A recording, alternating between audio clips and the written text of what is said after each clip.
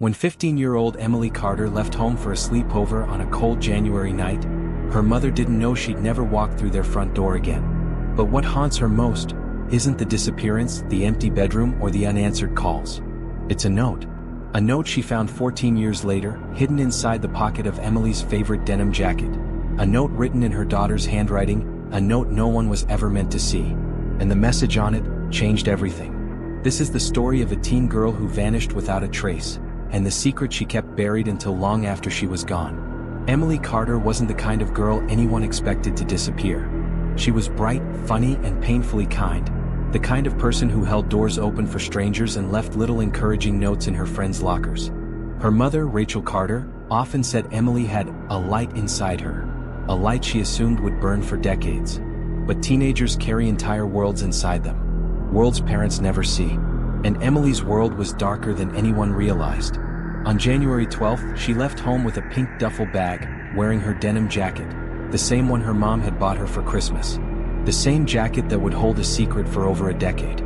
She told her mom she was going to a sleepover at her best friend Madison's house. Pizza, movies, homework, nothing unusual. Rachel kissed her daughter on the cheek. "Text me when you get there," she said. Emily smiled. A smile Rachel would replay 1,000 times in her mind, searching for any sign, any clue, that something was wrong. Emily never texted. And she never came home. Madison told police that Emily arrived around 6:40 p.m. They watched TV, ate nachos, did each other's nails. Everything seemed normal. But around 11 p.m., Madison's parents said the girls had gone to bed. At 1:17 a.m., Madison woke up and noticed something strange. Emily's sleeping bag was unzipped. Her shoes were gone. And her phone, usually glued to her hand, was missing. But here's where things get strange. The front door was locked from the inside. No windows were open. And no one heard Emily leave. There was no struggle. No broken glass. No signs of someone entering the home. It was as if she had simply slipped through the night and vanished into the cold. Police initially treated it as a runaway. But her mother knew better. "Emily would never leave without telling me," she insisted. Rachel described her daughter as responsible, level-headed, thoughtful. But there was something she didn't know, something no one knew until much later. Emily had been afraid, very afraid, and she had told no one. The investigation moved quickly at first. Search dogs followed Emily's scent to the end of Madison's driveway, and then it stopped completely, like she'd stepped into a car, or someone had lifted her off the ground.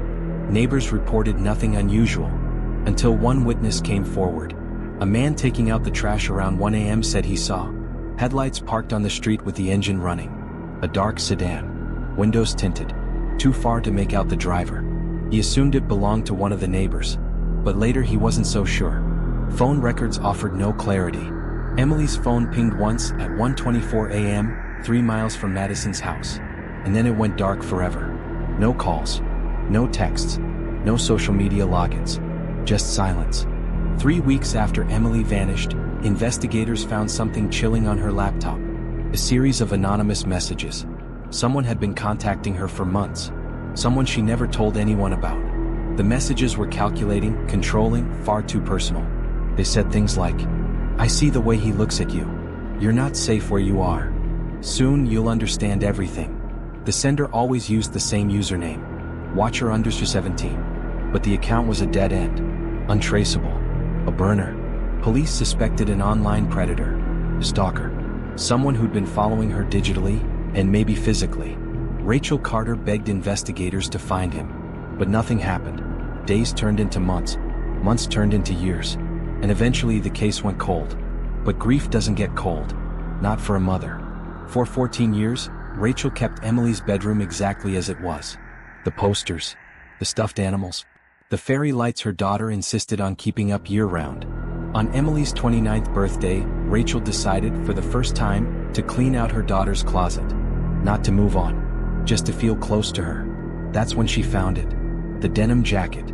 Folded, untouched, exactly where Emily had left it. Rachel held it to her face, breathed it in, and felt her chest tighten with memories. When she slipped her hand into the left pocket, her fingers brushed against something thin, something paper. She pulled out a note, folded 6 times, edges worn soft with age.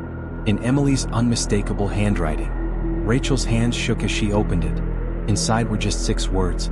If he finds this, don't trust him. Under it, one more line. Mom, I'm so sorry. Rachel froze. The handwriting was perfect. The loops, the slant, everything. But who was he? And who was the message for? The note shattered the original theory. Emily hadn't run away. She wasn't careless. She wasn't confused. She was terrified. Something, or someone, had been closing in for a long time. Investigators reopened the case immediately.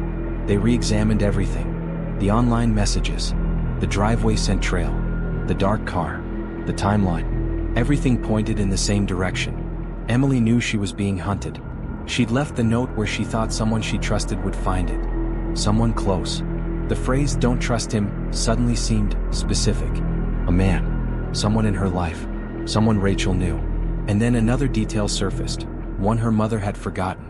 Weeks before Emily disappeared, she'd stopped wearing her denim jacket everywhere. She had suddenly become protective of it. As if she'd put something inside it. As if she'd been carrying the note around, waiting for the right moment. Rachel realized something terrifying. Emily hadn't forgotten the note.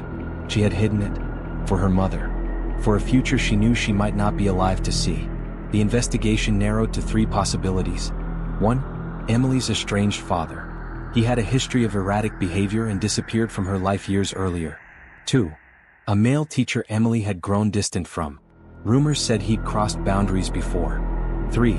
The mysterious Watcher_17. The stalking messages matched the fear in the note. But then police made a discovery. Emily's father had died in another state before she disappeared. The teacher had a solid alibi, out of town at a conference, which left only one suspect. The Watcher. The man no one could trace. No address. No digital footprint. No identity. But someone had found Emily that night. Someone had waited outside Madison's home in a dark sedan. Someone who had been in contact with her for months. Someone who knew her schedule and her fears. The timing wasn't random. The vanishing wasn't spontaneous. It was planned. Executed. Perfect. Until the note ruined the perfect crime. For weeks, Rachel stared at the note, searching for a clue. Investigators scanned it for fingerprints, DNA, microscopic fibers. Nothing. But then something clicked. Rachel remembered something Emily used to do when she was nervous. She'd press her pen too hard and leave indentations on the paper beneath. Investigators tested the back of the note. And there it was. A faint indentation. Barely visible. 7 numbers. A phone number. A disconnected one, registered under no name. But the area code? It matched the street where the dark sedan was last seen on a traffic cam, the night Emily vanished. The number was linked to an abandoned property near an old lumber yard, a property rented 14 years ago under a fake ID. No bodies were ever found. No belongings. No car. But in the basement floor, investigators found scratches, deep, chaotic scratches in the concrete, as if someone had tried to escape. The depth, height, and spacing matched a teenage girl. Emily Carter had been there. She had been alive. Long enough to know she wouldn't be found in time. Long enough to leave a note for her mother. Long enough to warn her. Don't trust him. The identity of Watcher_17 remains unknown. The case is still open. The suspect still missing. And somewhere out there, a man who hunted a teenage girl is free. Rachel keeps Emily's denim jacket in a glass box now.